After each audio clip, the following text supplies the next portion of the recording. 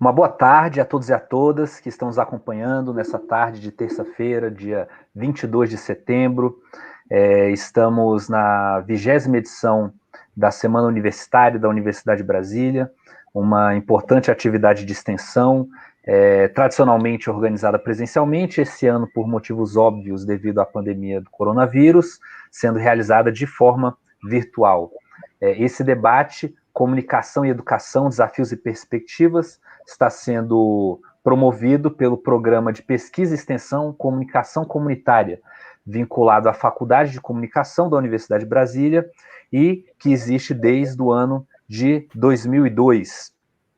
Estamos hoje aqui com dois grandes apresentadores, dois grandes debatedores, né? Primeiro me apresentar, meu nome é Yuri Soares, sou professor de História da Secretaria de Educação do Distrito Federal desde 2014, atualmente trabalhando no Centro de Ensino Fundamental 3 de Sobradinho.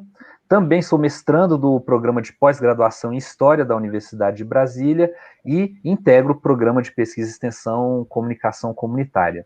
Nós temos hoje aqui a Marlova Noleto, que é mestre em Serviço Social pela Pontifícia Universidade Católica do Rio Grande do Sul e possui um extenso currículo acadêmico e executivo em questões ligadas ao combate à pobreza, políticas sociais e políticas educacionais. Atualmente, a Marlova é diretora e representante da Unesco no Brasil, que é a Organização das Nações Unidas para a Educação, a Ciência e a Cultura. O outro convidado que nós temos é o Gonçalo Madail, que é Master em Teoria e Prática do Documentário Criativo na Universidade Autônoma de Barcelona, possui um extenso currículo em veículos de comunicação, é professor convidado no mestrado em Audiovisual e Multimídia na Escola Superior de Comunicação Social, em Lisboa, e atualmente é coordenador geral do projeto de televisão educativa Estudo em Casa na RTP Memória, que é a Rádio e Televisão de Portugal. Também temos aqui, para nos ajudar na mediação do debate, a Mara Oliveira, que é estudante de jornalismo da Universidade de Brasília, voluntária de comunicação comunitária, que carinhosamente nós costumamos chamar de CONCOM, que está aqui no apoio do debate. A estrutura será da seguinte forma: teremos uma primeira apresentação do programa de pesquisa e extensão, depois teremos uma apresentação do Gonçalo, depois da Marlova, perguntas do público, depois as respostas, depois as considerações finais. Então, vamos iniciar agora com uma breve apresentação de comunicação comunitária. Eu vou compartilhar com vocês uma tela, porque nós fizemos uma breve apresentação em PowerPoint das atividades que estão sendo realizadas.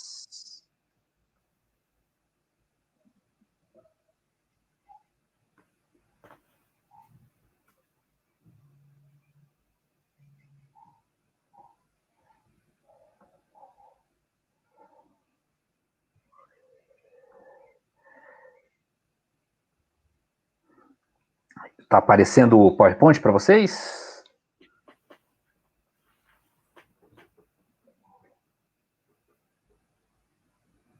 Então, gente, comunicação comunitária foi criado em 2002, vinculado à Faculdade de Comunicação da UNB, né?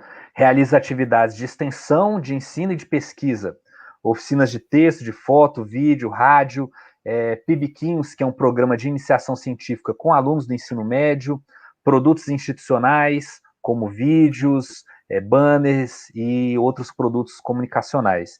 Ensino são aulas teóricas, tanto na graduação quanto na pós-graduação, no mestrado e no doutorado, saídas de campo e mobilização de alunos, e na pesquisa, elaboração de artigos, publicação de livros, participação em congressos, né? Temos aqui algumas fotos de oficinas de rádio e oficinas de audiovisual sendo realizadas na Faculdade de Comunicação da UNB. Esse é um livro que foi escrito, coordenado pelos professores Fernando Oliveira Paulino e Luiz Martins da Silva, né, aqui pela Universidade de Brasília. Essa foto que vocês estão vendo aí no meio, inclusive, é de atividades de divulgação científica, né, das pesquisas e da extensão de CONCOM, e assim como elaboração de artigos, como eu já disse, participação em congressos, né. Essas fotos são de atividades de campo, de comunicação comunitária, em várias regiões do Distrito Federal, Planaltina, Sobradinho, Varjão, Paranoá, além, obviamente, do próprio plano piloto. Realizamos também atividades sobre o patrimônio histórico e cultural, numa ligação sobre o patrimônio e comunicação. Então, do lado esquerdo, temos atividades aí que foram realizadas na Igreja de São Sebastião, que é uma igreja histórica de Planaltina, que é uma cidade que já existia antes da criação de Brasília, da criação do Distrito Federal, né? Produzimos vídeos sobre a história de Planaltina, sobre a história das pessoas. Eram inclusive esses vídeos que eu queria mostrar para vocês hoje aqui, mas não vamos ter condições por causa da velocidade, né? E do lado direito temos a Simone, que é da Associação dos Amigos do Centro Histórico de Planaltina, que nós realizamos atividades no Museu Histórico e Artístico de Planaltina também, né? E, mais recentemente, dentre as várias atividades, iniciamos essa pesquisa sobre comunicação e educação, né? Então, visitamos essas 3 primeiras fotos do lado esquerdo, são entrevistas presenciais que nós fizemos com os gestores de escolas, né? Realizamos também pesquisas, essa foto do meio, com estudantes e professores, e quando se iniciou a pandemia, terminamos a pesquisa de forma virtual, né? Então, fizemos aí uma série de perguntas, né? Utilizamos formulários, realizamos grupos focais, entrevistas presenciais, para exatamente responder essa pergunta, né? Como as escolas estão se comunicando hoje, né? Como professores, estudantes, pais, mães se informam, como eles se comunicam entre si, quais são as ferramentas utilizadas, né, por esses segmentos das escolas e quais as dificuldades e possibilidades que têm sido encontradas, né? Para resumir, para não me alongar em detalhes, como eu disse que a gente vai publicar posteriormente em artigos, temos percebido um uso cada vez maior de redes sociais pelas escolas de forma institucional, Instagram, Facebook, WhatsApp, né? Então, do lado direito aí, nós temos o print do perfil do Instagram do CF3 de Sobradinho, né? Que é a escola onde eu estou trabalhando atualmente. Então, mesmo antes do governo do Distrito Federal ter criado uma estratégia, né, de ensino à distância, a escola já estava fazendo, por exemplo, lives, né, com os professores para até questão de saúde mental dos alunos, né? Então, fique calmo, mantenha sua saúde física, mantenha sua saúde mental, leia, todo tipo de dica mesmo, não focando só no conteúdo, né, pedagógico estrito sensu dos currículos, mas até mesmo questões mais sociais gerais, né? Percebemos uma ausência de orientações por parte da Secretaria de Educação do DF e do Ministério da Educação e uma grande falta de conectividade dessas comunidades, especialmente no Queima-Lençol, que é uma comunidade da parte norte aqui do Distrito Federal, né? Então, essa foto que está no meio aí é da comunidade do Queima-Lençol, ela fica próxima a Sobradinho Fercal. Lá no fundo vocês veem as fábricas de cimento, né? Então, além de questões relacionadas à poluição do meio ambiente que essas comunidades sofrem, né? Por isso ela é chamada de Queima-Lençol, né? Daí vem o nome. Nenhuma operadora, por exemplo, de internet fixa atende a comunidade. Então, você não tem internet fixa na comunidade, mesmo que você tenha dinheiro, coisa que essa comunidade, obviamente, não tem. A própria escola que fica nessa comunidade, ela não é atendida por internet fixa, lá eles só têm uma internet, a rádio caríssima e que cai, né, agora que começou a chuva, normalmente quando chove a internet não funciona, e também a falta de diálogo cultural, que também tem a ver com comunicação, né? Então, os professores, alguns professores relataram que inicialmente eles colocavam durante o intervalo, por exemplo, músicas para tocar durante o intervalo cultural, e os próprios alunos reclamavam que aquelas músicas internacionais, em inglês, não comunicavam com a tradição daquela comunidade, que é de retirantes nordestinos, que costumam ouvir forró, entendeu? Então, você colocar, por exemplo, uma Beyoncé para tocar, eles não querem, eles querem ouvir um forró nordestino mais tradicional, né? E também fizemos uma pesquisa internacional, né? Então, analisando como é que estava sendo o ensino à distância, a comunicação no mundo inteiro. E chegamos em dois grandes exemplos emblemáticos. Portugal, o estudo em casa, foi aí que nós chegamos no Gonçalo Madail, e na Argentina, não vou falar muito, porque ele vai falar mais sobre isso, e na Argentina, outra política bem chamativa que foi estruturada lá, o programa Seguimos Educando. Algo que nos chamou a atenção, inclusive, é que na Argentina o próprio sindicato dos professores participa do conselho do programa, né? Então é a ideia de que você precisa, para produzir um programa educativo na televisão, ter comunicadores, ter jornalistas e ter professores também envolvidos na produção do programa. Então, em resumo, é isso, né? Temos aí as nossas redes sociais de comunicação comunitária. Deixa eu encerrar aqui. Como é que encerra? Stop screen. Então, inicialmente é isso. Eu vou agora passar para a fala da Marluva.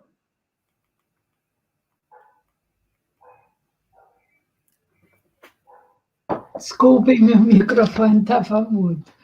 Bom, muito boa tarde. Queria agradecer o convite feito pela UNB, pelo professor Yuri, que está aqui conosco, cumprimentar também Fernando Paulino, diretor da Faculdade de Comunicação, o meu companheiro aqui de painel, Gonçalo Madail, uma alegria, Gonçalo, conhecer mais de perto o teu trabalho e poder trocar na tarde de hoje sobre essas experiências de educação e comunicação em tempos tão desafiadores como que estamos vivendo.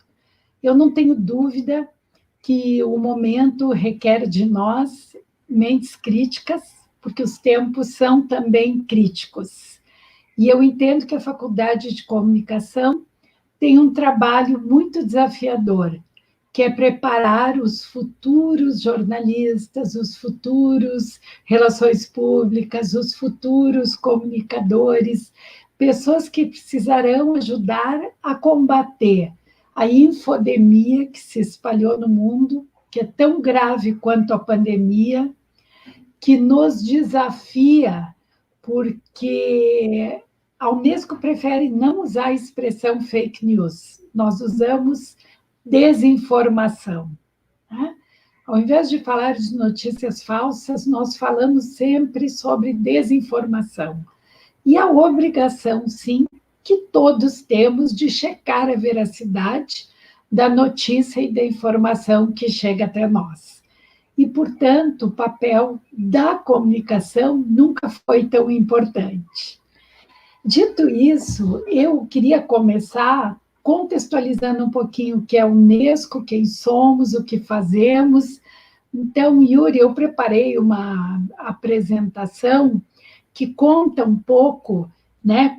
Se tu puder compartilhar na tela, nós vamos vendo juntos e falando um pouquinho sobre o que é a Unesco, né? Então, a Unesco, ela é a Organização das Nações Unidas para a Educação, a Ciência e a Cultura, esse UN na frente, no início do nosso nome, né? É de United Nations. Somos a agência especializada da ONU, portanto, em educação, ciência e cultura. Fomos criados em 1945, juntamente com a própria ONU, logo após o pós-guerra, quando o mundo, destruído pelas atrocidades do nazismo, do fascismo e da Segunda Guerra Mundial, em escombros, buscava uma forma de se recuperar.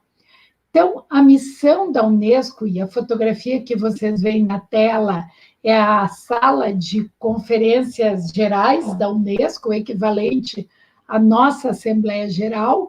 A Unesco foi criada em 1945, como eu disse, com a missão de contribuir para a construção de uma cultura de paz, para a erradicação da pobreza, para o desenvolvimento sustentável, para o diálogo intercultural, por meio da educação, das ciências e da comunicação e informação. Ups, pulei, me esqueci da cultura. Também da cultura. A Unesco tem hoje 193 Estados-membros, a nossa sede é em Paris, e aqui no Brasil nós temos um escritório de representação da Unesco, um dos maiores do mundo. Somos uma organização de países. E, por favor, Tiago, Yuri, podemos parar aqui nessa tela sobre a Unesco e os Objetivos de Desenvolvimento Sustentável. Somos, sim, uma organização de países, países membros que aprovam o nosso orçamento e o nosso programa de ação. Vocês verão que eu compartilho aqui na tela a imagem com vocês da Unesco e dos Objetivos de Desenvolvimento Sustentável. Em setembro de 2015, na Assembleia Geral da ONU, chefes de Estado dos países membros das Nações Unidas e líderes governamentais e representantes de mais alto nível e também da sociedade civil, não só os representantes dos países membros, líderes políticos, primeiros ministros, chefes de Estado, mas também a sociedade civil, aprovaram aquilo que nós chamamos de Agenda 2030. Acredito que muitos de vocês já tenham ouvido falar. É uma agenda bastante ambiciosa, com 17 objetivos de desenvolvimento sustentável, entre eles educação de qualidade, equitativa e inclusiva, que é o ODS 4, do qual a Unesco é agência líder. Temos outros ODSs, como equidade de gênero, a questão da igualdade e das parcerias, da prosperidade, da justiça, a questão dos oceanos, do trabalho decente. E nós trabalhamos, sim, com a Agenda 2030, sempre alinhando as prioridades de cada país membro onde nós atuamos. O mandato da Unesco, que são as próximas fotografias que eu compartilho aqui com vocês, é um mandato bastante amplo, com 5 áreas: educação, ciências naturais, ciências humanas e sociais, cultura e comunicação e informação. Nessas 5 áreas de mandato, nós trabalhamos com diferentes temas. Então, como eu disse, na educação, somos a agência líder, né, do ODS 4, coordenamos essa agenda de educação, buscando garantir o acesso à educação inclusiva, de qualidade e equitativa, e promover oportunidades de aprendizagem para todos ao longo da vida. Então, aqui no Brasil, nós trabalhamos com temas da qualidade da educação, educação básica, educação inclusiva, habilidades para o mundo do trabalho e empreendedorismo, a questão do ensino técnico e profissional, o ensino superior, trabalhamos com alfabetização de jovens e adultos, formação de professores, TICs na educação, recursos educacionais abertos. Como vocês veem, é um mandato amplo que também tem uma transversalidade. Nas ciências naturais, a Unesco ela busca ajudar os países a reconhecer a contribuição da ciência, da tecnologia e da inovação e também proteger o meio ambiente. Então, trabalhamos com as ciências duras, inovação, tecnologia, com o meio ambiente, com água. O ano que vem entramos na década dos oceanos, com turismo sustentável.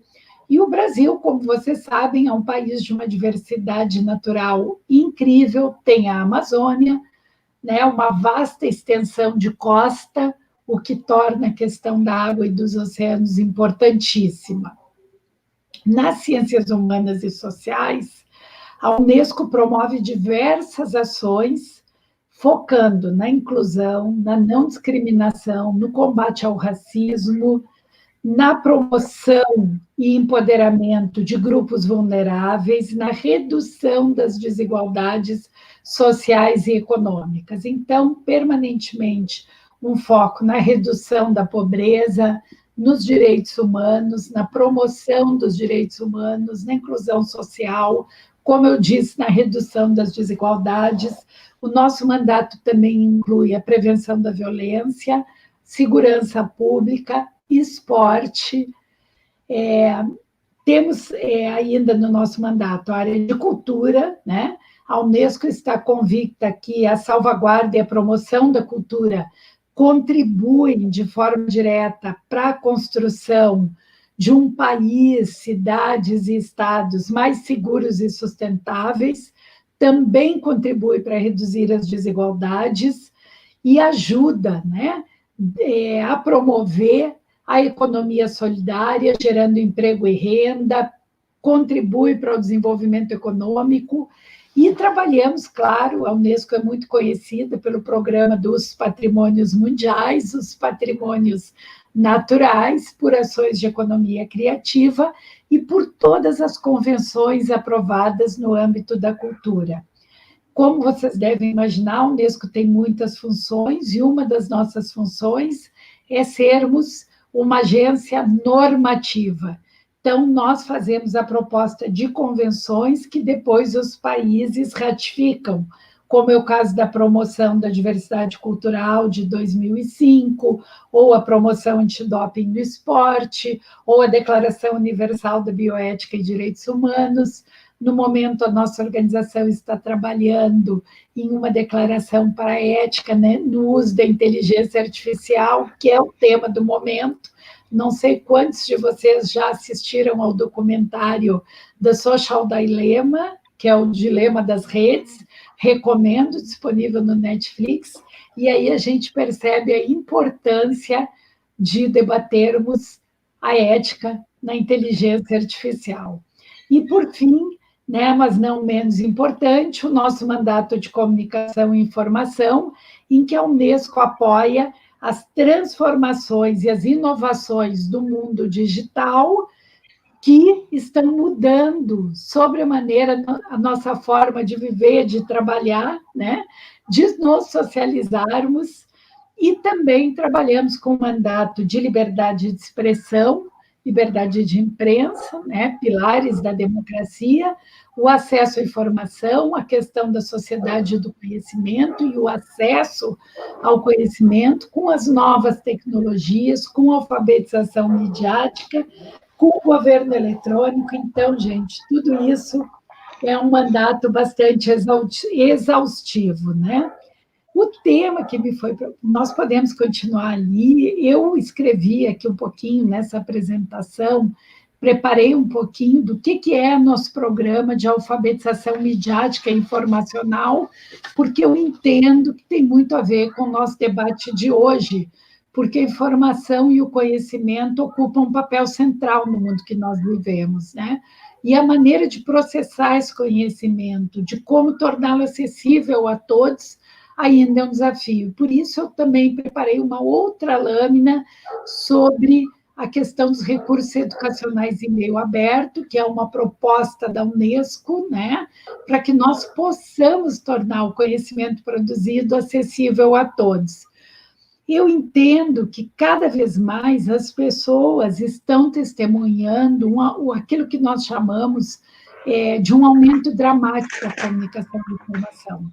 E é claro que isso traz todo o lado bom, o progresso, o avanço, um aplicativo que num estalar de dedos te permite ter um carro na tua porta para te levar onde você quiser ir, um aplicativo que no outro estalar de dedos te permite fazer compras, ou trazer, né, um serviço de entrega de alimentos. Então, o mundo ele se transformou em algo sobre o qual, gradativamente, nós vamos perdendo o controle, no sentido de que as pessoas são inundadas com conteúdos, com informação, quer seja por meio digital, por TV aberta, por mídia impressa, mas a internet ela fez com que a velocidade do acesso à informação se propagasse muito. Mas nós não podemos esquecer que ainda há um grande número de pessoas sem acesso à internet, sem acesso à banda larga. A conectividade, proclamou a ONU em 2012, é um direito.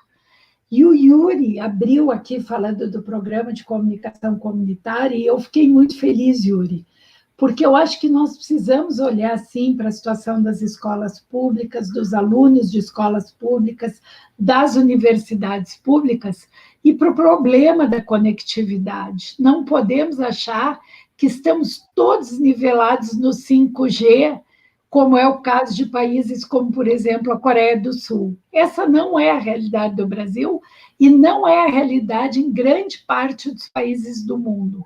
Conectividade ainda é um direito a ser conquistado e um direito importantíssimo, sobre o qual precisamos falar, né? Então, eu acredito que nesse mundo digital, a Unesco, no seu programa de alfabetização midiática e informacional, ajuda a trabalhar os conteúdos e a forma de acesso aos conteúdos. Como nós podemos acessar, pesquisar, avaliar criticamente, usar e contribuir com conteúdo para aquilo que está disponível online e offline. Como nós podemos, como eu disse aqui no início, ajudar a formar mentes críticas para termos críticos que saibam processar aquilo que lhes chega, pelo WhatsApp, por mensagem de texto, em pequenos vídeos, ou simplesmente quando você pesquisa no Google achando que ele está te dando a informação correta. O Dr. Google nem sempre dá a informação correta, porque o algoritmo transforma aquilo que chega para nós. Será que todos sabem disso? De que maneira nós estamos preparados para consumir informação nas redes? Quais são nossos direitos online e offline?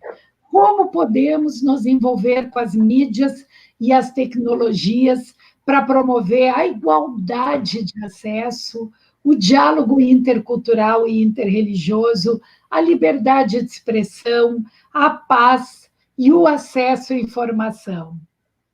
Não é simples. Temos um árduo trabalho a fazer e precisamos alertar a todos que não se pode acreditar em tudo que se lê, nem em tudo que se vê e nem em tudo que se recebe. A Unesco considera que a alfabetização midiática e informacional é uma habilidade fundamental neste século XXI. Todos nós precisamos estar alfabetizados para usar a mídia e a informação e a velocidade de acesso ao conhecimento. E temos desafios também para superar no campo da educação.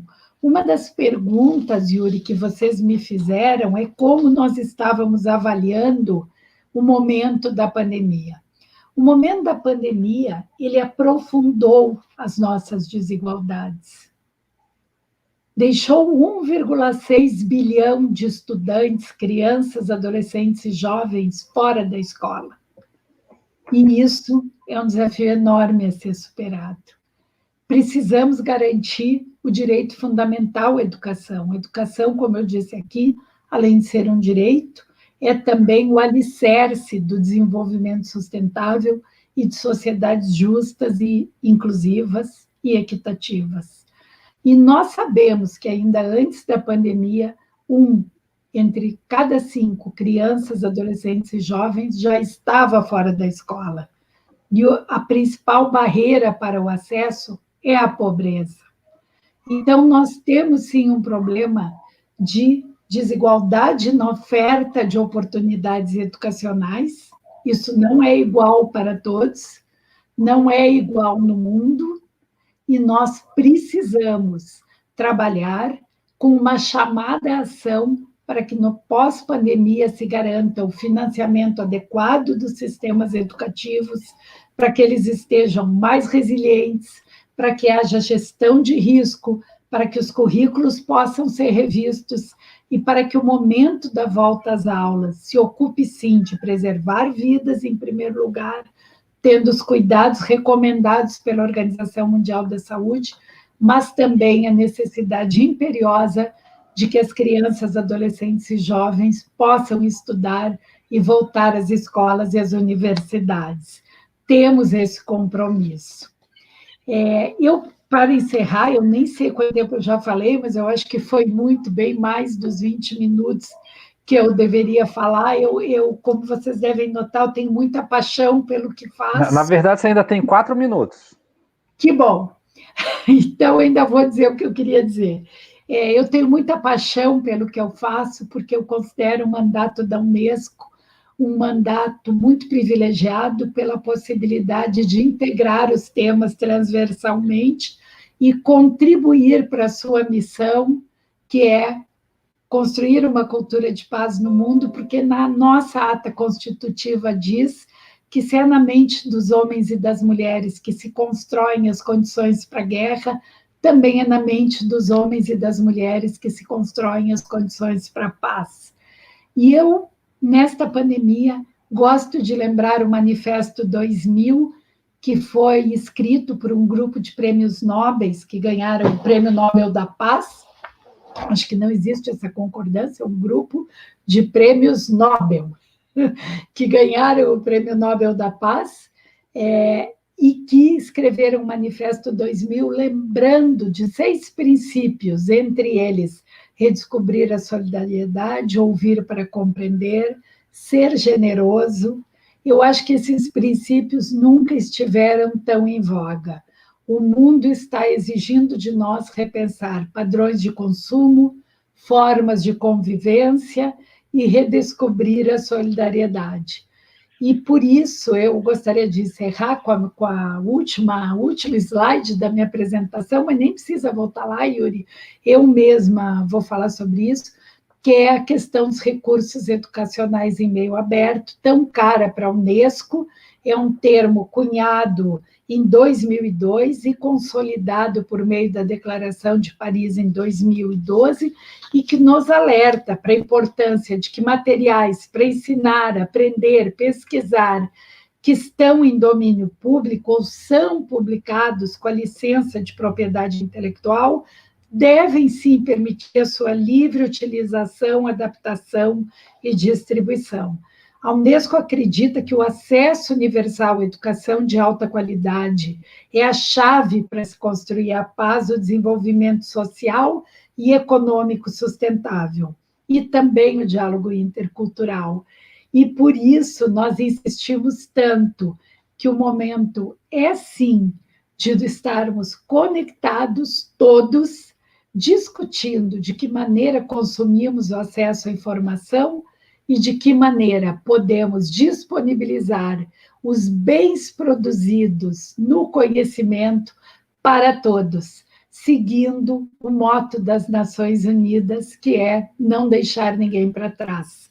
E tendo cuidado de nos perguntarmos sempre quem cabe no nós todos. Precisa, de fato, que caibam todos e ninguém fique de fora. Obrigada, e claro que eu estou à disposição para responder as perguntas do nosso público virtual. Obrigado, Marlova.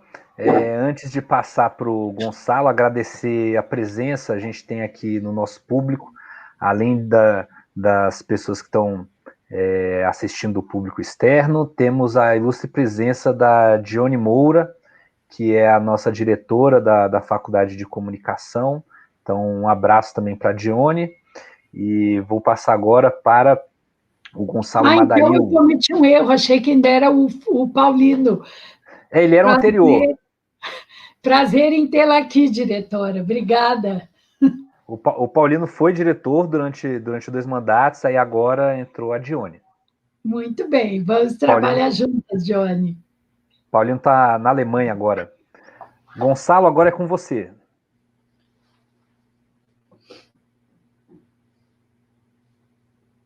Precisa ligar o microfone. Agora sim, creio que me ouvem. Muito boa tarde a todos. Aqui já é uma boa noite em Lisboa. Na Alemanha, um pouco mais ainda, seguramente, mais uma hora que aqui. Estou a 4 horas de distância de vocês. Aqui são 19 horas. Bom, eu depois deste discurso da minha querida companheira Marlova, já estou encostado à cadeira, estarrecido, muito grato só por este momento que uma participante aqui classificou de inspirador. É isso, de facto, é uma inspiração. Precisamos muito desta inspiração. O momento pandémico que vivemos é absolutamente esclarecedor. Eu adiciono esta expressão ao discurso da Marlova, porque é profundamente esclarecedor no melhor e no pior, como é típico destes momentos que vincam, digamos, essa planície que é a atualidade. Do meu lado e do lado da visão de Portugal, e trazendo um pouco o testemunho, eu diria aqui mais profissional, no sentido que foi o convite feito para esta conversa convosco, gostava de fazer um pequeno preâmbulo, explicar-vos. Trabalho na RTP, Rádio e Televisão de Portugal, que é basicamente o serviço público de mídia em Portugal. Portugal não tem um regime federal como o Brasil, é um pouco mais simplificado também, obviamente com dimensões muito menores, é um país com 10 milhões de habitantes e, portanto, isso explica bem a dimensão que temos e, logicamente, uma vida profundamente atlântica, que atravessa séculos em conjunto convosco, mas também uma vida europeia ligada àquilo a que se ousou chamar nas últimas décadas de mundo ocidental. Esse mito cultural e urbano que a Europa gosta muitas vezes de afirmar perante o resto do planeta. Mas isso tem as suas vicissitudes e este é um momento que nos ajuda a esclarecer também isso. No caso da RTP, é uma empresa com 65 anos, sensivelmente de existência, tem desde 1957 um serviço e uma plataforma vasta que foi crescendo ao longo do tempo. Hoje é uma empresa que tem 6 canais de televisão, tem 6 canais de rádio e imensas plataformas online, seguindo o trajeto do progresso, logicamente, e também porque não deixamos de ser uma empresa que existe no mercado, e no mercado concorrencial. Ainda assim, a RTP vive um momento interessante nesse sentido, porque não lidera o mercado e confortavelmente não lidera porque se pode permitir a programar, divulgar e distribuir muitos conteúdos que, por vezes, não têm uma aparência concorrencial junto do mercado privado. Isso foi muito importante para chegar a esta história e ao momento de hoje. A RTP tem feito, ao longo do tempo, um trabalho junto da comunidade educativa com alguma preocupação, com alguma especialidade, mas nunca nada comparado com o momento a que chegámos devido à pandemia global que vivemos. A RTP tem um canal, a RTP2, dedicado à cultura e à educação, há cerca de 40 anos, onde tem uma programação diária muito dedicada particularmente ao pré-escolar. Não sei se este termo tem adaptação no Brasil, mas creio que sim. Portanto, estamos a falar dos 3 aos 5 anos de idade. Foi uma aposta muito forte nesta área, percebendo as necessidades da comunidade e percebendo que é daqui que nasce a base educacional. É o melhor ponto de partida que podemos ter. É o momento em que, normalmente, em Portugal, as crianças saem da esfera familiar para a escola. Eu diria que 90% ou 95% das crianças em Portugal têm acesso, felizmente, ao ensino pré-escolar, que é um ensino, acima de tudo, de uma abordagem à vida social, à vida do grupo, aos princípios e aos valores, antes de entrar na componente mais técnica da aprendizagem de matérias, de factos e de especialidades. Mas, além disso, tem, obviamente, marcas próprias no online, tem um portal, que é o portal Ensina, que tem, uma diversidade imensa de conteúdos online que podem apoiar e complementar o ensino presencial existente. Tem, obviamente, projetos lúdicos ou de ludismo educacional na rádio e na web, uma marca muito forte em Portugal chamada Zig Zag, que tem uma profundidade muito interessante junto da comunidade infantil em Portugal. E, portanto, esta é uma preocupação que vem de longe.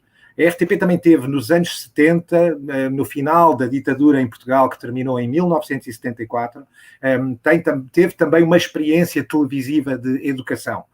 Uma experiência, obviamente, que visava, acima de tudo, encontrar a província, encontrar os mais distantes, que provinham de uma ditadura que se pautou em Portugal por uma coisa muito curiosa. foi relativamente pouco sangrenta comparada com muitas ditaduras na Europa e no resto do mundo, mas foi particularmente estratégica na analfabetização, o que foi um domínio, enfim, hoje em dia quase vergonhoso para uma sociedade de hoje, conseguir dominar e ter um regime ditatorial que se impunha acima de tudo pela falta de educação na população. Este é um trabalho de décadas, estamos a falar de pouco mais de 40 anos, em que a taxa de ascensão social felizmente foi brutal. O país atravessou, obviamente, dificuldades desde 74, mas a adesão à União Europeia, uma série de passos, uma ligação mais estreita com a Europa, conseguiu puxar por nós, do ponto de vista cultural, e trazer-nos para uma média europeia, diria, sociocultural.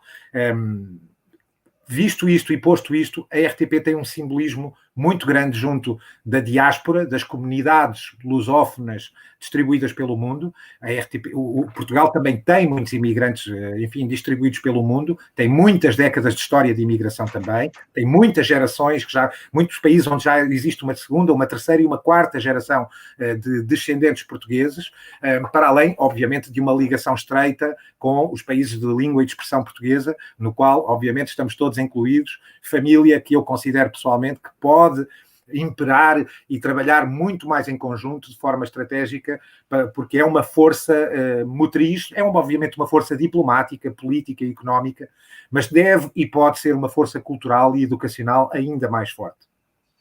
Chegados a este ponto e chegados à pandemia, que aqui em Portugal aconteceu um pouco mais cedo, foi em março, nos princípios de março, que se verificou, enfim, os primeiros casos em Portugal assumidos e se pressentiu logo na segunda, terceira semana de março que era necessário um confinamento imediato.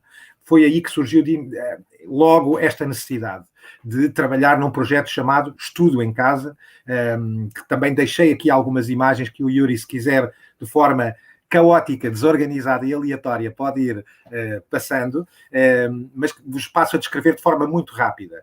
Eu dirijo um canal de televisão deste universo RTP, que é a RTP Memória.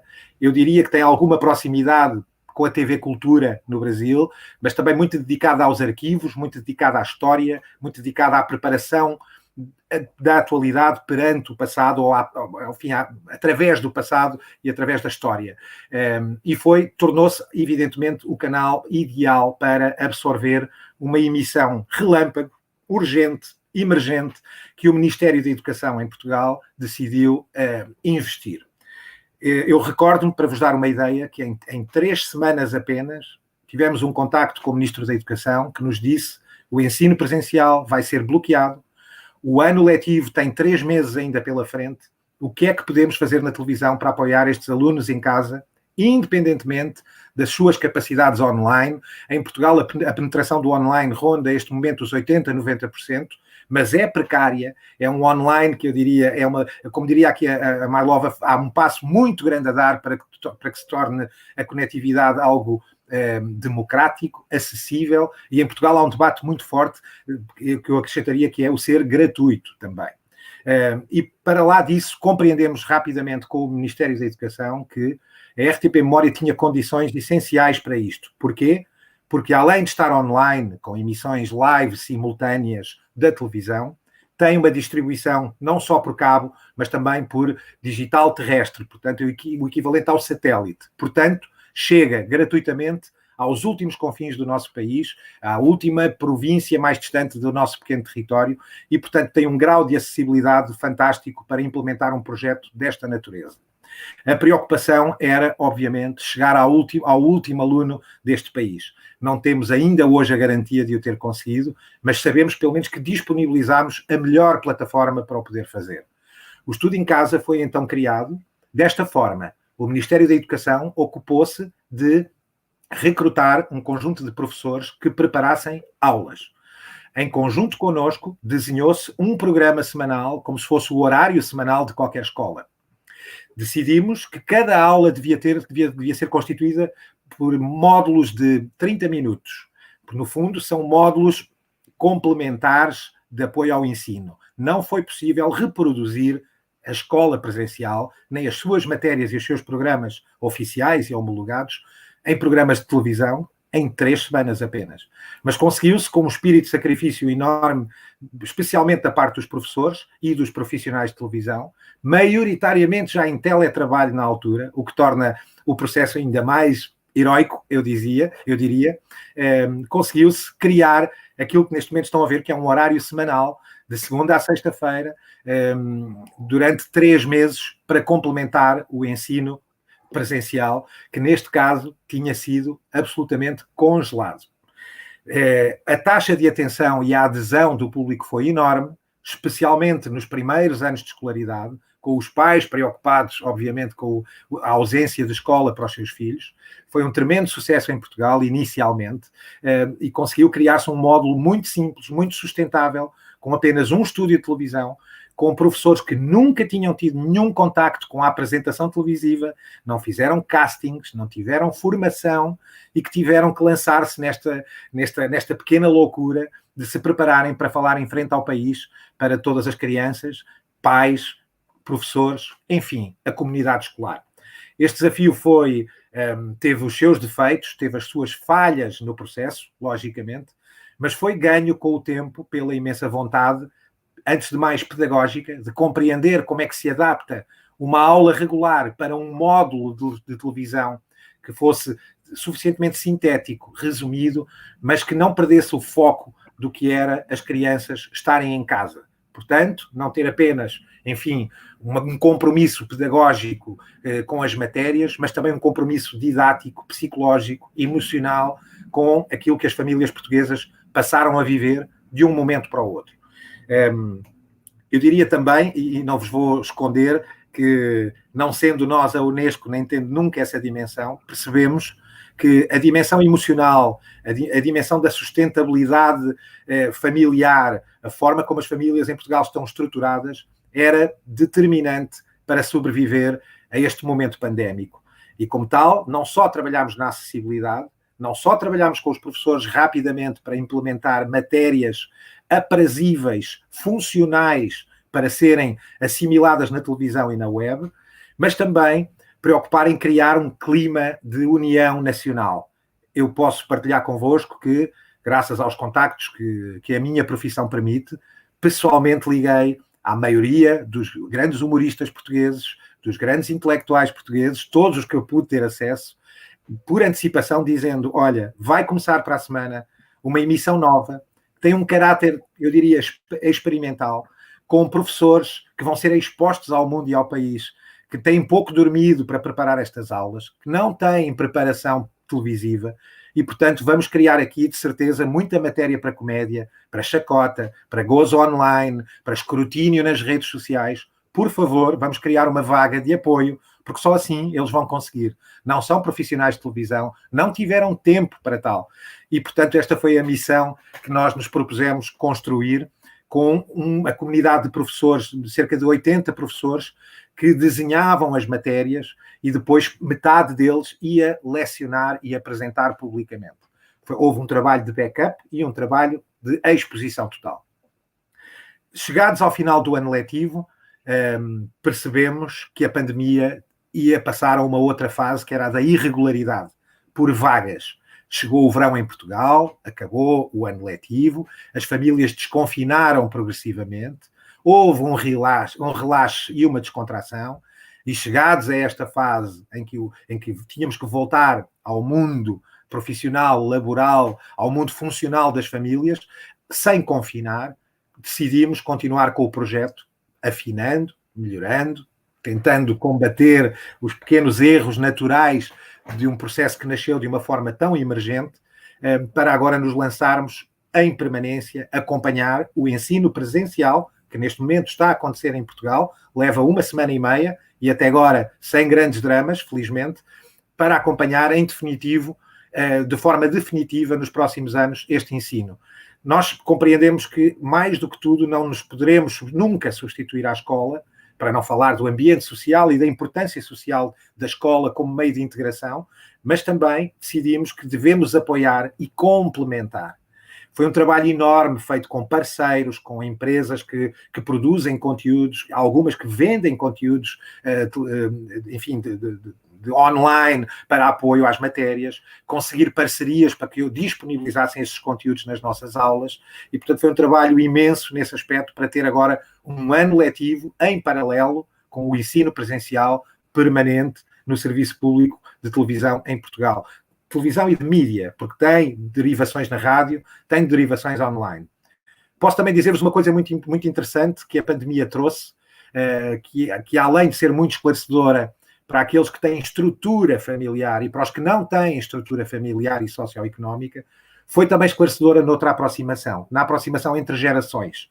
Porque tivemos muitos, depois do nosso estudo de mercado, tivemos muita gente nas comunidades imigrantes, especialmente nos países africanos, onde a língua portuguesa como língua oficial corre riscos de erosão, em alguns casos. Tivemos também uma adesão enorme destas comunidades que se aproximaram disto não com a mesma responsabilidade escolar, mas porque se aproximaram da língua portuguesa, porque se aproximaram daquilo que se pode considerar uma cultura geral mínima e, portanto, chegámos às classes etárias mais velhas também, que veem, por exemplo, os conteúdos de história, de geografia, de línguas, até da própria língua inglesa, alemã, francesa, e encararam, digamos, como de uma forma lúdica, que este conhecimento lhes deu companhia, lhes deu um regresso ao exercício mental, porque estavam, obviamente, muitos deles na inércia do confinamento, que é também uma outra perigosidade que existe neste tipo de processos tão agressivos do ponto de vista social. Esta foi, grosso modo, a experiência que tivemos e que estamos neste momento a viver, e o contributo que eu gostava de trazer aqui. Não deixo, obviamente, de dizer que nós assistimos com grande preocupação ao que acontece no mundo, por uma razão muito interessante. Portugal é um país pequeno, e os países pequenos, ou os mais pequenos, estão, por natureza, mais atentos aos países grandes. Estão mais atentos ao mundo, até por necessidade. Acompanhamos o que acontece no Brasil e não pensem, pelo facto de vivermos na Europa, não sofremos dos mesmos dramas, alguns com dimensões diferentes, mas continuamos a ter assimetria cultural, continuamos a ter desigualdade social, continuamos a ter isolamento em plena Europa, num país com um território tão pequeno. Como é que é possível? Mas é possível. E, portanto, também percebemos que a via do ensino aqui traz uma outra coisa, traz aproximação social, traz contacto com uma realidade, traz exercício mental, e isso tem sido a melhor das experiências que nós temos tido com este projeto educacional do estudo em casa. É perceber que ele vai muito mais além do que complementar o estudo escolar. Vai, de facto, atravessar, acima de tudo, todas as dificuldades e todos os desafios sociais com que nos encontramos. E, portanto, vemos o Brasil com enorme preocupação, temos as nossas opiniões, como devem imaginar. Também nós cá temos desafios, eu não diria se calhar com a proporção que o Brasil sofre, desafios políticos, desafios económicos, desafios sociais, mas continuamos a viver longe dessa estabilidade e dessa igualdade que tanto gostam, que tanto se atribui à Europa como um todo, e isso não é assim tão verdadeiro. A Europa é um tabuleiro extremamente diversificado. É uma pequena maravilha que é num espaço de território tão curto, conseguir ter tantas identidades, com tanto tempo de existência, mas também com muitas clivagens, e acima de tudo com uma coisa que é surpreendente, que nós hoje em Portugal sentimos, que é uma sensação de que como é que foi possível este retrocesso. E este retrocesso este retrocesso social e político, que em Portugal também acontece, também se verifica. Isso dá-nos uma lição ótima de percebermos que todas as conquistas que fizemos só se estabilizam com estruturação, com contacto, com sustentabilidade, como diz a minha querida companheira Marlova. Não vai de outra forma. Não adianta conquistar e ter por uma vez. Daqui a uma década está perdido de novo. E eu sou muito sensível a estes convites, porque estamos a falar para uma comunidade que eu espero que venha a tomar conta de nós muito em breve. Vocês são os próximos a tomar o poder. E, portanto, é muito importante que ouçam estas palavras. Eu não diria tanto as minhas, que são se calhar mais específicas, mas particularmente as da Marlova. Espero mesmo que sim. E, portanto, por agora me fico para já e espero que me tenham compreendido. Compreendemos, sim. Nem precisei te interromper por alguma expressão que a gente não entendesse, porque eu, pelo menos, entendi todas as expressões, né? Vamos passar agora para a Mara, que vai fazer um apanhado aí dos comentários que foram feitos no nosso chat. O microfone.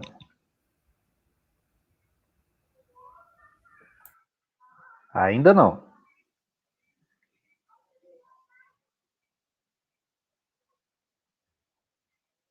Calma aí, deixa eu ligar seu microfone aqui. Tá, peraí. Tenta de novo. Não, peraí. Vai.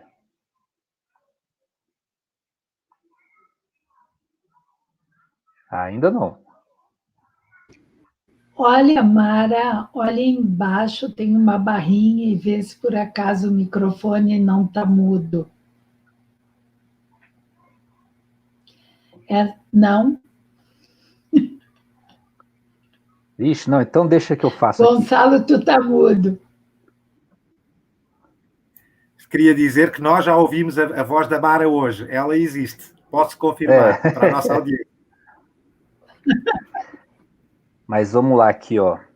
Ai, tem horas que a tecnologia... Oi. Tá dando para ouvir agora? Oi, agora tá? sim. Ah, que bom. Bem-vinda de volta. Boa tarde, gente.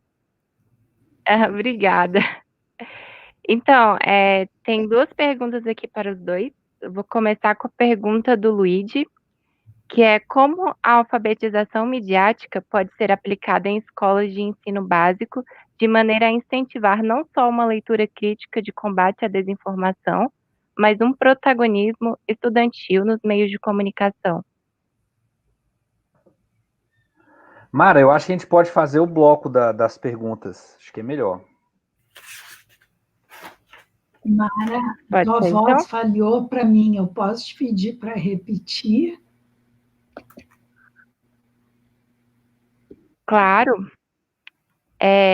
Como a alfabetização midiática pode ser aplicada em escolas de ensino básico de maneira a incentivar não só uma leitura crítica de combate à desinformação, mas um protagonismo estudantil nos meios de comunicação. Aí vocês querem que eu faça logo outra? Eu acho que é melhor a gente fazer um bloco de 3, e aí a gente vai, se o Gonçalo estiver de acordo, a gente vai respondendo. Tá bom. Aí a outra também é para vocês dois. A Mariana que fez. Ela falou assim: com o ensino remoto emergencial, as famílias têm sido desafiadas a assumir um importante papel no processo de ensino-aprendizagem. Quais são as perspectivas e desafios dessa função mediadora dos familiares? Essas são as duas para os dois. Se vocês quiserem, depois eu faço as outras, que é individual. Então, acho que a gente pode começar com essas e... Quer começar, Gonçalo? Por favor, primeiro as senhoras. Bom, duas perguntas, né, super inteligentes, oportunas. Obrigada aí por esse público participativo. A primeira em relação à alfabetização midiática no ensino básico, né? Bom, o programa de alfabetização midiática da Unesco, ele visa também formar os professores.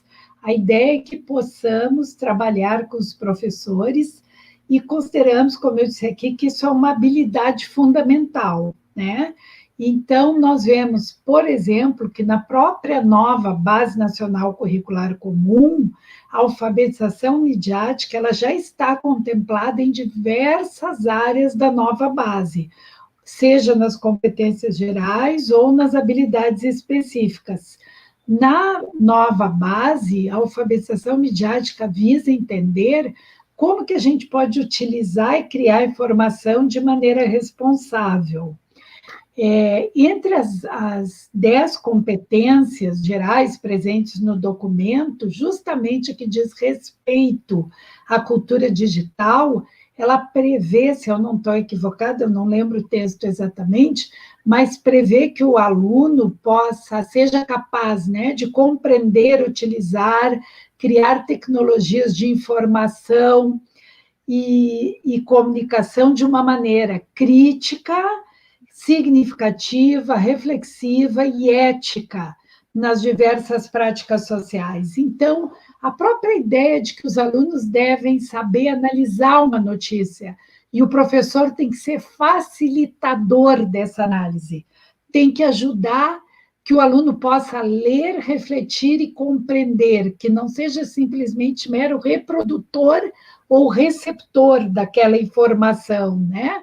Questões mais complexas, como a análise, a produção das notícias, as reflexões sobre o próprio papel da publicidade, essa compreensão mais ampla sobre o que eu falei aqui, que é essa infodemia, esse ambiente da desinformação, e que a pandemia, infelizmente, acelerou, porque nós nunca vimos tanta desinformação circulando. Então, isso são habilidades que estão contempladas no campo jornalístico, midiático da Base Nacional para o Ensino Fundamental 2, por exemplo. E, como eu falei aqui, nessa era de desinformação, nós temos que pensar em como desenvolver habilidades de comunicação de maneira transversal. A leitura crítica da própria mídia, ela ajuda numa análise das informações, ela permite que as crianças, adolescentes e jovens possam interpretar melhor os conteúdos que chegam até eles.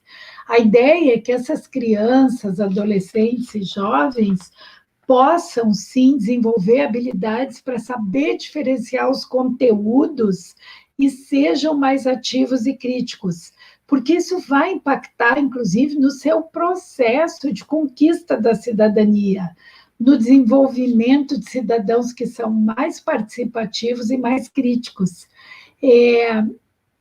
A habilidade de ler e analisar uma notícia é, sim, uma tarefa que pode ser ensinada.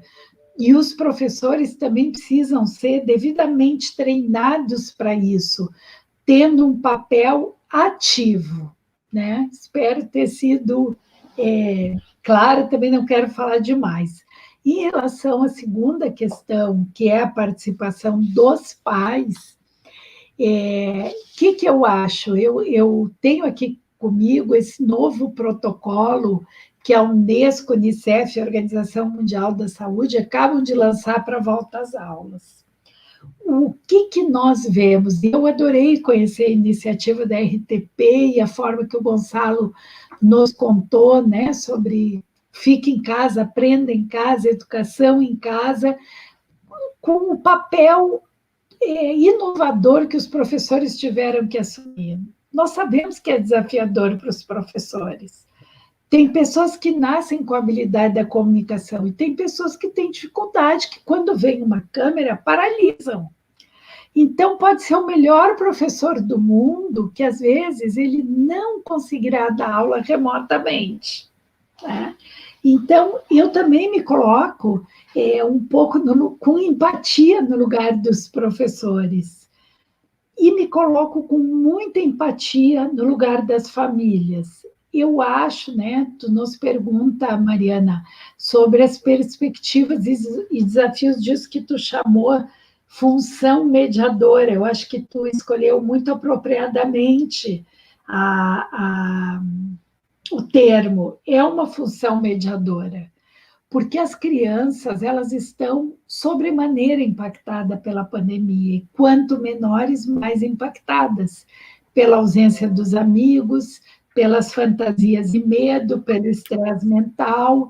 Nós vemos hoje já as primeiras pesquisas que mostram que as crianças estão sob forte estresse por não poder ir à escola, sobretudo aquelas que têm algum tipo de deficiência, ou espectro do autismo, ou algum transtorno de déficit de atenção, essas estão ainda mais impactadas. E quanto menores as crianças, maior o desafio dos pais. Então, eu acho que muitos pais, assim como muitos professores, também não estavam preparados para assumir essa função mediadora, e tiveram que fazê-lo. E muitos tiveram que fazê-los, no caso aqui do Brasil, tendo que trabalhar em casa, ou tendo perdido a renda familiar, ou precisando sair de qualquer maneira para garantir a renda familiar, porque não vamos tomar o exemplo das famílias de classe média. Vamos olhar para toda a composição social e econômica brasileira. A Unesco tem um programa do qual me orgulho muito, que é o Mães da Favela, em parceria com a CUFA, a Central Única das Favelas, e é fantástico ver o que essas mães estão fazendo em tempos de pandemia, em casas pequenas, poucos cômodos, um computador para todos, às vezes nenhum computador, às vezes um único aparelho celular, roteando entre os filhos, um pacote de dados com limitações. Então, eu acho que o momento, como eu disse aqui, é de empatia, é de redescobrir a solidariedade. E eu acho, sim, que a escola pública e a universidade pública, não vamos esquecer que nós estamos no ambiente da UNB, estão sobremaneira desafiados. Tem que imediatamente dar resposta, não podem se omitir. Não podem esquecer que tem uma função pública. E precisam, sim, né, estar atentos que qualquer omissão terá um preço muito alto. O momento é de estar presente, é de descobrir maneiras de encontrar esse aluno. Eu acredito que a UNB, é ausência de conhecimento meu, mas acredito que a UNB esteja pensando programas para os alunos que têm dificuldades de conectividade ou dificuldades, né? Tenho certeza que sim, imagino que sim, até por conhecer a reitora Márcia e o perfil dela, acredito que estejam preocupados com isso, mas gostaria de citar um exemplo que eu conheço, que é o da UFRJ, que usou parte do recurso do auxílio, né, de assistência ao estudante, para um programa de compra de equipamentos. Então, eu acho que o momento é fundamental para que cada um assuma o seu papel. Pais e mães estão desafiados, mas a escola pública está desafiada, a universidade pública está desafiada, e é hora de se dizer, aqui veio, né? Onde cada um cumpre o seu papel e não se furta de estar ali fazendo a sua parte. Eu não vou, dificilmente vou dizer algo mais importante e novo do que a Marlova disse. Posso acrescentar aqui, voltando aqui à primeira questão, primeiro e antes de tudo. No caso português, esta questão da alfabetização mediática, ela tem sido incluída curricularmente e de forma gradual no ensino básico, através essencialmente de uma disciplina que é a de cidadania, onde a preparação e a literacia mediática ocupam um espaço enorme, progressivo ao longo do ensino básico, logicamente, e portanto ela existe, está eu diria até em boa progressão. Contudo, tem desafios. Porquê? Porque o processo tecnológico operativo de lidar com os mídia e com os dispositivos avançou demasiado rápido em relação à evolução cultural intergerações. E, portanto, o que pode acontecer aqui é haver muitas vezes um hiato de evolução, e é exigida à própria classe de professores que tenha essa preparação, quando eles são muitas vezes mais distantes por motivos geracionais. E, portanto, foi um desafio enorme, porque é preciso preparar os professores, como disse a Marlova e muito bem. Tudo tem que começar pelos professores e pelas famílias em casa, logicamente. Mas olhando apenas para o aspecto do ensino, o desafio está em correr contra o tempo para que a classe professoral tenha essa preparação, para então haver, eu diria, um histórico, uma maturação do que pode ser esta disciplina de cidadania ao longo do ensino básico. Depois ela enfrenta também outro desafio, é que ela tenta fazer aquilo que a Marlova explicou e muito bem, que é uma cultura de um pensamento crítico, e um pensamento crítico só decorre da literacia, é óbvio e natural, é uma equação linear matemática, diria quase, e acontece que ela muitas vezes é posta em causa pela própria desinformação. Vos dou um exemplo. Em Portugal corre um debate muito agressivo nas redes sociais, porque algumas das temáticas da disciplina de cidadania falam da identidade de género. E as classes mais conservadoras, a meu ver, as classes menos informadas, mais oportunistas do ponto de vista de uma dinâmica populista de recorrer ao imediato e tornar o imediato, o tema imediato, dominar por completo o espectro das notícias em Portugal, está dizendo que está a ser aproveitado este discurso da identidade de género para passar uma ideologia de esquerda ou de extrema esquerda em Portugal, que dá uma primazia demasiado forte às minorias e que é preciso não esquecer a noção de território, a noção de pátria do ponto de vista conservador e, portanto, é a própria disciplina, um sinal de modernidade e de avanço a ser posta em causa por aquilo que ela própria quer ensinar. E isto é dramático, é um desafio muito grande que temos em mãos. Olhamos ao programa das próprias disciplinas e, do ponto de vista teórico, parece-nos, a nós, cidadãos minimamente informados, evidente. No entanto, obviamente que pode haver professores, sala a sala, aula a aula, que podem ter as suas interpretações. É matéria subjetiva. E pode haver erros, absolutamente. Mas há um aproveitamento mediático grande por dizer, como houve erros de alguns professores, termine-se e acabe-se com a disciplina. E nós sabemos que também pode haver um professor a lecionar mal uma ciência exata. E o que vamos fazer? Terminar com a disciplina? Não faz sentido. É preciso apoiar a comunidade dos professores, não é? Porque os erros não existem apenas numa disciplina de cidadania ou sobre o tema da identidade de género. Os erros podem acontecer numa aula de alemão. Um erro gramatical numa aula de português. E, portanto, como se pode ver, eu dou este exemplo apenas que me parece paradigmático, que é uma luta contra uma disciplina que tenta precisamente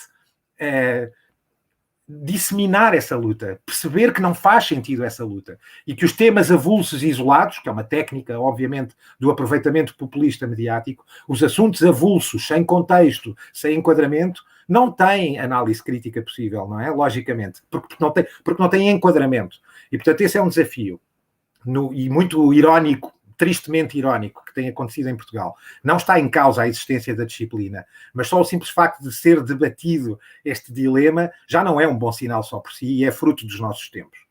Em relação à segunda pergunta, eu diria que também me parece muito interessante e do qual nós tivemos a mediação familiar, ou no fundo, como é que o ensino à distância pode dar esse contributo. Eu diria que pode dar esse contributo a 2 níveis. Ao nível, primeiro e antes de tudo, da acessibilidade e dos dispositivos. É preciso literacia para os próprios dispositivos, antes de tudo. Porque senão o que pode acontecer, não diria numa criança de 6 anos, mas até na classe média, um adolescente domina os dispositivos em casa como os pais nunca vão imaginar. E, portanto, logo aí há pouca partilha, porque há pouca partilha temática de conteúdos, há pouco debate, porque também há pouca partilha e uma discrepância enorme na partilha dos dispositivos. E, portanto, eu isso acho que é um primeiro desafio do progresso e do desenvolvimento também em Portugal. Falta chegar a conectividade a muita gente ainda, ou falta chegar a uma conectividade, eu diria, até talvez o problema seja mais esse, uma conectividade estável, decente, mínima, razoável, para um contacto minimamente decente com o mundo mediático. Claro que depois há também um desafio que está por trás, digamos, que é o ensino, e a ideia que eu tenho do próprio ensino, caminhava no sentido contrário daquilo que teve que acontecer com a pandemia. O ensino tem sido, ao longo destas últimas décadas, e há muito estudo sobre isso, esta comunidade de alunos, professores e mestrados que aqui estão saberá falar do tema muito melhor que eu, mas todos sabeis seguramente que o ensino caminha muito mais para a qualidade expositiva, para a dinâmica, para a articulação, até para o ludismo, que é tão importante nos primeiros anos, não é? E, portanto, esse é o outro desafio e que o ensino à distância não contribui da melhor forma, logicamente. Eu acho que o ensino à distância tem que ser encarado como um complemento, como uma ferramenta de apoio, que pode ajudar não só do ponto de vista temático, mas pode ajudar na aproximação dentro da família, logicamente. Para isso tem que haver, de novo, literacia.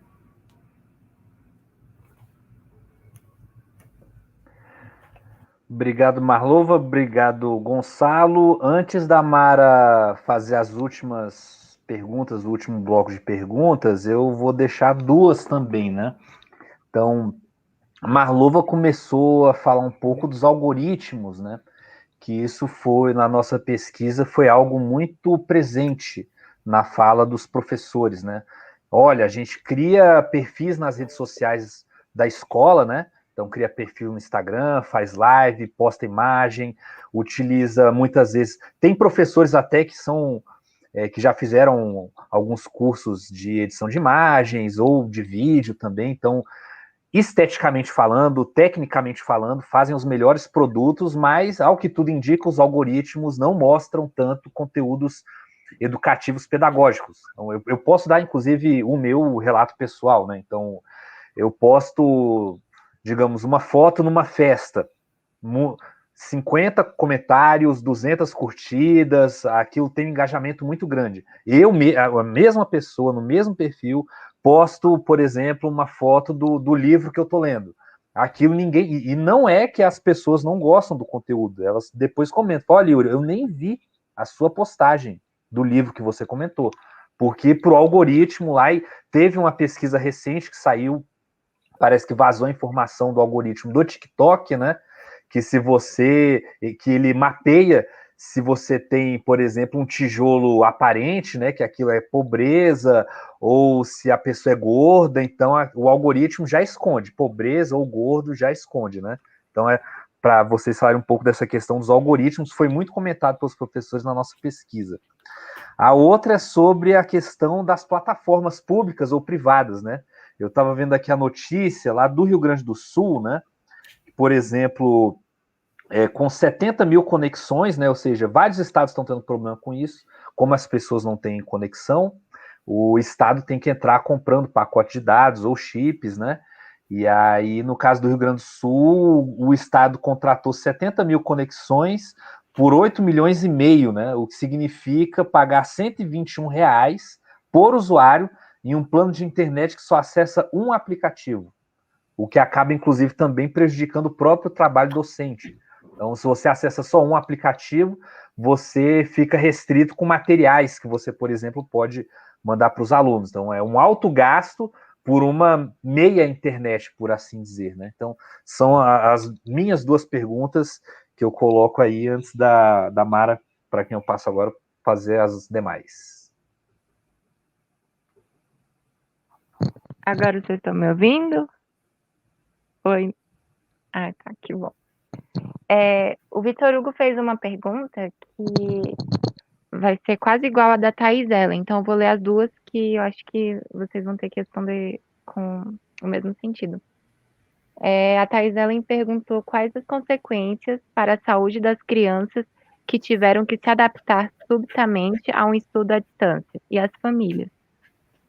E o Vitor Hugo perguntou que, em meio a esse tempo atípico que estamos, o aluno teve que, emergencialmente, lidar com atividades mais autônomas. Qual a consequência e benefício disso para o futuro da educação comunicativa? Aí eu vou ler a outra pergunta, que é da Suzana, que é para o Gonçalo. O senhor acha que o estudo em casa pode ser usado como apoio ao ensino presencial em nosso cotidiano? Muito bem. Marlova, por favor. Bom, obrigada. Eu acho que a saúde, não só das crianças, mas de todos, está bastante impactada pela pandemia. Ou porque nós estamos mais em casa e isso nos impede de fazer exercícios físicos com a frequência que gostaríamos, ou porque nós temos a preocupação com a contaminação e saímos menos, tomamos menos sol, caminhamos menos. Acho que tem uma questão emocional significativa, importante. Acho que, de uma maneira geral, as pessoas ficam muito angustiadas. Eu acho que tem um impacto na saúde mental também. E claro que as crianças, não podemos esquecer, são seres em desenvolvimento e não têm o repertório que os adultos têm para enfrentar uma situação desafiadora dessas. Então, na saúde das crianças, o impacto é ainda maior. Paralelo a isso, a capacidade de concentração e de atenção frente a uma tela para a situação, por exemplo, de alfabetização, é pequena, é diferente de um adolescente ou de um jovem que tem mais capacidade de entender o que aquele momento significa e, portanto, ficará mais ali. Então, existem consequências e, num efeito perverso, elas se reproduzem, porque é o impacto de estar privado de ver os amigos, de ir à escola, do afeto, do cotidiano da sala de aula, do professor, dos amigos, das atividades no playground, da correria, dos brinquedos. Não podemos esquecer, não falamos disso ainda hoje aqui, mas a própria questão da merenda escolar, ela é extremamente importante. Tem famílias e crianças para quem aquela é a refeição mais importante do dia. Então, a nutrição também está impactada. E por isso é o momento de dizermos que é imperioso discutir a volta às aulas. Porque se os bares podem abrir, se os restaurantes podem abrir, as academias, os salões de beleza, as escolas e a universidade também tem que abrir. Tem que comunicar o calendário, tem que falar com a comunidade acadêmica. O que a Unesco tem recomendado, inclusive, são os 3 Cs: coordenar, comunicar, né, e copactuar. É preciso ter um pacto entre todos, é preciso que isso seja um esforço coordenado, e é preciso comunicar como vai ser feito. Eu me assusto quando eu vejo que muitas vezes há silêncio absoluto, né? Eu acho que não é o momento de ficarmos em silêncio, o momento é de falarmos, o momento é de comunicarmos, o momento é de dizermos como será feito, porque as consequências são, sim, muitas, sobretudo sobre a saúde mental das crianças menores, mas não vamos subestimar as consequências para adolescentes e jovens, que estão numa fase da vida onde a socialização ocupa um papel fundamental. Então, eu acredito que isso tem, sim, um impacto, isso impacta sobremaneira as famílias, porque as famílias também precisam lidar com tudo isso, e estão pais, mães, ou muitas vezes a mãe sozinha, chefe de família, tendo que lidar também com seus desafios, da sobrevivência, da empregabilidade. Então, o momento é desafiador, exige resiliência, muita coragem, mas também otimismo e fé, né? Para encarar e saber que isso vai passar, que nós precisamos de sistemas educacionais mais resilientes, que nós precisamos, sim, de gestão de risco e de boa comunicação. A comunicação nunca foi tão importante, né? E para comentar o que tu comenta, para responder o que tu comentas, Yuri, em relação à questão dos algoritmos, né? Eu mencionei aqui logo no início o documentário O Dilema das Redes, né? Que em inglês é The Social Dilemma, disponível no Netflix, recomendo fortemente que assistam. A verdade é que há um controle. Esse algoritmo não tem vida própria nem espontânea, né? Há alguém controlando para que ele seja assim. Quando você acessa um site e diz, utilizamos cookies, se você prosseguir, você concorda? É o fim. A sua chance de escolha acabou. A partir dali, o algoritmo atuará na sua vida. Se você pesquisou que quer comprar uma geladeira, essa geladeira vai te atormentar até o fim da tua vida. Se você olhou uma página de um cinema, ele vai te mandar programação até a sua morte. Se você, por acaso, foi a uma festa, essa é a imagem que importa. E o que você lê conta bem menos. Marluva, se você me permite um parênteses, parece que até o Word anda sendo espionado, porque as coisas que eu estou escrevendo na minha dissertação, ou seja, eu estou no Word escrevendo a dissertação e as redes sociais falando, olha, a universidade tal pesquisa isso aí, venha para a universidade, venha para o Canadá, que o Canadá pesquisa isso aqui. Eu falei, não, peraí, eu não falei, não pesquisei, eu escrevi no Word. A gente, em algum momento, pode até estar sendo espionado mesmo, né? Como George Orwell em 1984, ou a ideia do Big Brother, né? Não sabemos ainda, mas eu não tenho dúvida de que as implicações éticas do uso da inteligência artificial são, para mim, um dos grandes temas do momento, e eu fico muito feliz que a Unesco esteja, no momento, organizando a consulta, inclusive com os países membros, sobre o tema. Porque vai chegar um momento em que o algoritmo vai decidir quem vive e quem morre, né? Se tu tiver um carro pilotado remotamente, sem uma pessoa que possa decidir se ela atropela alguém ou não, isso será uma decisão do algoritmo.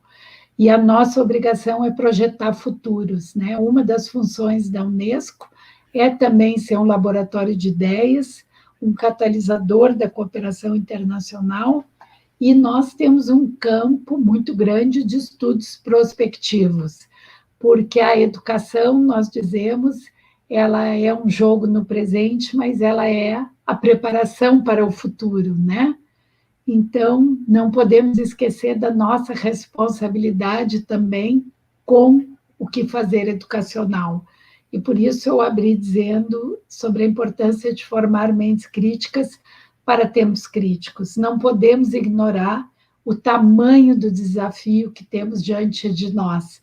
Precisamos honrá-lo e responder à altura. Olha, eu junto-me completamente às palavras da Marlova também, e do Yuri, logicamente, e também recomendo vivamente o Dilema Social que está na Netflix, que acho que é muito esclarecedor, particularmente porque tem testemunhos de pessoas que participaram no processo inicial da construção e, portanto, têm uma noção daquilo que era o potencial ou daquilo que era uma ferramenta em potência. O algoritmo é também uma ironia da nossa própria capacidade como seres humanos de invenção. Uma ironia que começa, primeiro, com ferramentas de conectividade e uma ilusão de que o mundo está tão ligado, para que no fim disso tudo, graças a uma estratégia de tratamento individual, de uma ilusão de personalização, nos fecha do mundo. Nos fecha do mundo precisamente pelo que a Marlova diz, porque nos dá uma impressão baseada no nosso próprio perfil. Ora, isso é o pior princípio para um pensamento crítico, porque um pensamento crítico e a literacia traz o conhecimento da diferença, daquilo que não fazíamos ideia, dos mundos que não conhecemos, dos mundos que já existiram e que nos ultrapassam, dos mundos que poderão vir graças aos que já existiram, inclusivamente daquilo que é o nosso contacto com a diferença, com aquilo que não fazemos ideia, com aquilo que nos transtorna, com aquilo que nos incomoda, não é? E essa ideia, como muitas vezes temos em Portugal, diz-se muito que é vamos tornar o populismo mudo, porque se não lhe dermos importância, ele não existe. E, na realidade, faz uma outra coisa, que é ajuda a perfilar ainda mais. Nós temos que compreender que eles existem, nós temos que perceber que eles estão cá, que há violência agressiva na internet, que há notícias falsas ou desinformação generalizada. Nós temos que ter um grau de exposição a esta diferença para percebermos que ela existe, primeiro e antes de tudo. Porque o algoritmo traz precisamente isso, traz uma ideia de controle profundamente confortável que tem a ver com uma mundividência de cada um de nós, que é feita à nossa própria medida. E isso retira completamente a nossa capacidade de compreender que há temas dos quais discordamos profundamente, que nos repugnam, que nos incomodam, e como também há temas que não conhecemos por completo, não fomos expostos à diferença. E isso é altamente perigoso porque alisa aquilo que pode ser as pequenas rugas culturais que existem no mundo e a diversidade que o mundo tem. O mundo é feito dessas rugas, não é uma textura plana de uma só nação, uma só ideologia, uma só filosofia e um só modo de vida. E, portanto, é muito, muito perigoso, muito, muito irónico, porque foi esse desenvolvimento, essa abertura, essa globalização ao mundo que nos trouxe precisamente agora, ironicamente, esta capacidade. Isso tem uma influência brutal na educação, porque a educação é o passo a seguir, que é uma espécie de ideologizar esta ferramenta, como este exemplo que vos dei da igualdade de género em Portugal, mas que pode acontecer na cultura brasileira, com a história do Brasil, com a forma como é contada a ditadura, com esta permanente tentativa dos poderes pelo mundo fora de reprogramar a história para que a sociedade tenha um determinado perfil. Se até aqui era um intento que vinha de cima dos grandes poderes, agora está disseminado e tornou-se um modo de vida para nós próprios, que estamos quase biónicos, havia um estudo incrível que dizia que nós passamos dos 365 dias do ano passamos minutos apenas a mais de 50 centímetros do nosso dispositivo. Portanto, isso torna-nos praticamente biónicos. Não está ainda dentro da nossa pele, mas funciona como tal, não é? E já acontece como tal. E ele traz vícios físicos. Todos nós temos, como o cigarro e o chamado vício das mãos e da boca, também temos o vício do botão e do telemóvel. E essa ideia, essa ilusão de que estamos a comunicar e que isso tem um impacto direto na nossa vida real. Ora, os impactos diretos na vida real existem, mas têm-se demonstrado muito perigosos, com os ajuntamentos, os ativismos agressivos, a intolerância generalizada. E, portanto, o desafio é enorme a esse nível eu resumo sempre isto, é uma ironia triste, muito, muito grande a que vivemos, nesse sentido, muito perigosa. E se pensarmos um pouco no que é, para já, está no domínio da informação, imaginem com o 5G quando chegar ao domínio dos objetos. Porque não é só o mito assustador de que o nosso fogão em casa funciona sozinho, ou o gás tem uma fuga deliberada por um hacking, não é? Dentro da nossa casa. É uma indústria química, é um hospital, é um acesso a uma base de dados que põe as máquinas de medicação, os instrumentos cirúrgicos a funcionar sozinhos. E, portanto, isso é muito, muito perigoso. Nada disto se combate sem essa noção crítica, sem essa ideia de que nós temos que enquadrar. Temos que enquadrar a diferença, compreendê-la, contextualizá-la e aí sim, pela partilha, tomar uma posição. É normal, temos opiniões, somos irregulares e subjetivos. Mas não pode ser apenas uma condição inata, opinar. Não pode. Ela tem uma formação por trás dela, não é? E essa formação está posta em causa de uma forma tão elegante, tão cosmética, que é, basicamente, não nos incomodar perante a diferença, trazermos aquilo que nós, obviamente, procuraríamos. E isso é muito, muito perigoso. Por outro lado, o estudo em casa ficará como para o futuro do ensino presencial à distância em Portugal. Sim, espero eu. Espero pelo menos que fique uma espécie de pequena torre de Babel criada no mundo digital, disponível, para que sirva de complemento. E esta palavra para mim é muito importante, porque não é uma substituição, é um complemento ao ensino presencial, que traga não só esse apoio no estudo, mas que traga uma outra coisa, que é essa tal dinâmica familiar e essa partilha em casa de conhecimento.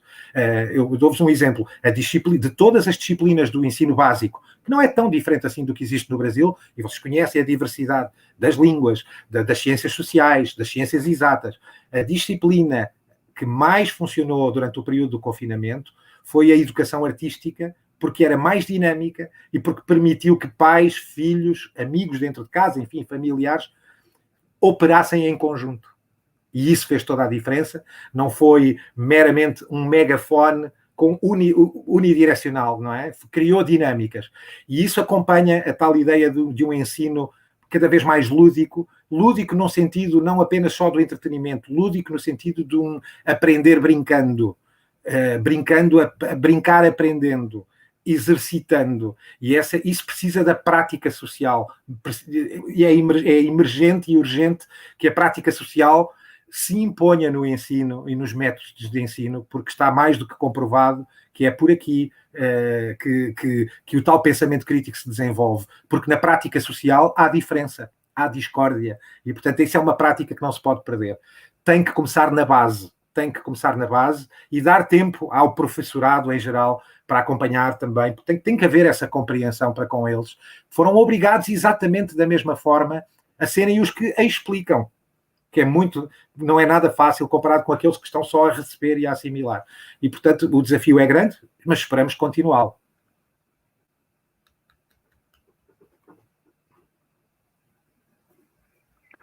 Obrigado, Gonçalo. Estamos chegando agora ao final do nosso debate sobre comunicação e educação. Eu queria, então, abrir, basicamente, para Marlove e o Gonçalo fazerem as considerações finais. Temos aí muitos desafios pela frente, né? Algo que a gente sempre tem debatido em comunicação comunitária, que essa temática não se encerra na pandemia, né? A pesquisa, nós não começamos na pandemia, nem existia coronavírus ainda, porque a comunicação e a educação tem uma série de desafios, como professores se comunicam com outros professores, como eles se comunicam com os alunos, como os alunos se comunicam entre si. Apareceu bastante também na nossa pesquisa os perfis extraoficiais, por exemplo, que muitas vezes são muito maiores do que os perfis oficiais das escolas, né?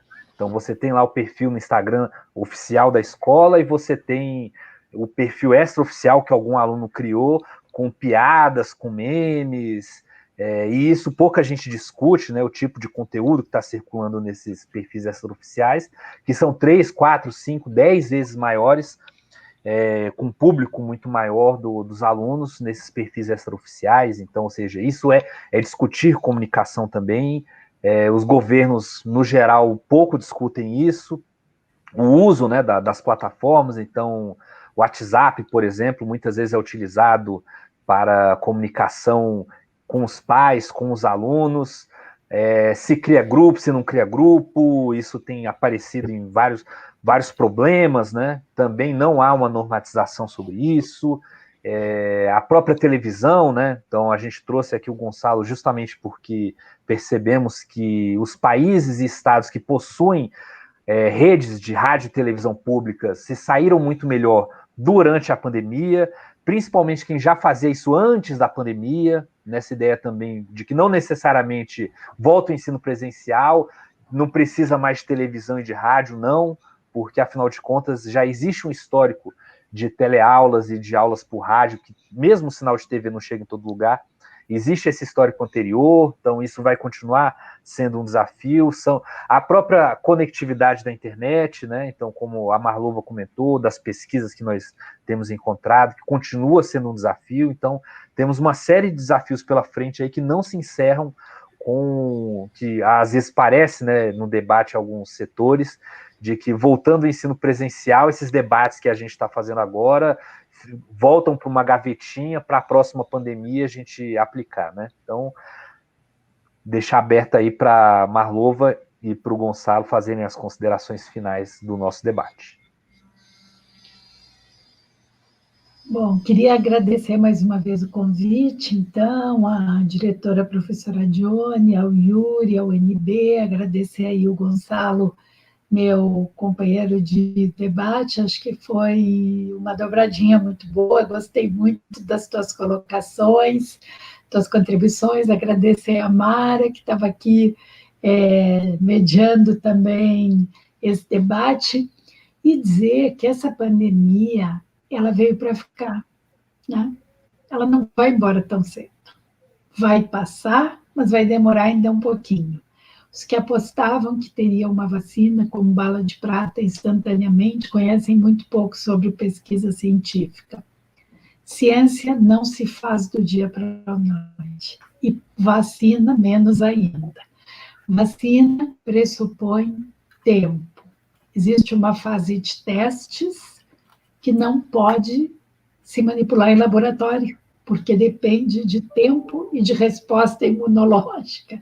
E isso ainda depende de 2 fatores que, felizmente, os humanos não controlam: o próprio homem e o tempo. O tempo é essa divisão mágica do calendário gregoriano, 365 dias, né? 24 horas. Nós não temos controle sobre isso. Se uma vacina precisa de 3 meses de resposta em janela imunológica, os 3 meses têm que passar. Se precisa de 6, os 6 meses têm que passar. E nós estamos lidando com um vírus desconhecido, que foi bem mais letal do que é agora. Felizmente, os médicos já aprenderam a controlá-lo em parte, né? E é o que assisto os briefings dos meus colegas da Organização Mundial da Saúde, eu percebo que a aposta no poder da ciência será redobrada daqui para frente. E os países precisarão, sim, se comprometer e investir na ciência, porque quando nós nos vemos diante de um desafio dessa magnitude, não há outra resposta. A única possível é a ciência, né? E a ciência pressupõe educação e produção do conhecimento. Vocês que são da universidade sabem, talvez até mais do que eu, que existe também a famosa epistemologia para produzir conhecimento. Então, isso não é geração espontânea, isso envolve cientistas tempo e conhecimento, né? Então, esses são os nossos desafios. Aprender o que de fato importa e no que nós podemos e devemos apostar e investir, né? Para os países que negaram a ciência, a resposta é mais dura. Para aqueles que acreditaram no poder da ciência, a resposta é um pouco mais fácil. Mas é nisso que nós temos que investir, né? Naquilo que permitirá que possamos sair dessa pandemia mais fortalecidos, acreditando cada vez mais que a humanidade tem um futuro que é comum, que hoje as doenças não respeitam fronteiras, que elas viajam muito rapidamente e que não existe a ideia de que eu vou fechar as minhas fronteiras para o coronavírus, porque ele entra. E, ao entrar, o efeito pode ser desastroso. Isso se aplica para várias outras coisas, para desinformação, para infodemia, para as notícias falsas, né? Então, o mundo precisa de um esforço coletivo. Para uma pandemia desta magnitude sem precedentes, o esforço terá que ser da mesma magnitude e sem precedentes. E é esse o desafio que nós temos no momento: responder coletivamente para essa chamada que a humanidade nos faz, de que é preciso, sim, rever a maneira que nós consumimos, nos comunicamos e pensamos o nosso futuro comum. Nunca o mundo precisou tanto de ciência, educação, conhecimento, mas também de empatia, solidariedade e generosidade, né? Então, é isso. Precisamos todos estar atentos para que juntos possamos responder ao tamanho do desafio. Obrigada. Eu estou encantado, acho que é a melhor expressão que posso usar. Primeiro, antes de tudo, agradecer ao Yuri este desafio também, e à Mara, a forma como moderou e filtrou pertinentemente os contactos dos nossos participantes, e uma palavra muito especial também para a Marlova, que foi, fizemos como diz o Brasil, fizemos um belo time, uma boa dupla. Fico muito contente por ter conhecido, por ter ouvido não só o conhecimento, mas acima de tudo o tom inspirador, porque de facto vivemos num momento em que, caramba, sem inspiração vai ser difícil. O mundo precisa de nós. Eu acredito que o mundo precisa de nós. Sendo nós o seu maior potencial destruidor, ele continua a precisar de nós. Porque nós temos demonstrado ao longo da história, com a inteligência, com o conhecimento, que somos capazes de milagres absolutamente notáveis. E, portanto, acho que não podemos perder essa esperança e essa inspiração. Eu, como nota final, gostava só de partilhar que eu estou lendo um livro de um jovem jornalista britânico, Jared Schenker, que se chama Já está prestando atenção, e tem um sinal de exclamação na capa, que não é mais do que um jovem repórter jornalista britânico que decidiu mergulhar na realidade inglesa, nas periferias, nos subúrbios, e perceber como está a ser a reação pré-pandemia ao mundo global e a desilusão desta ideia de mundo global.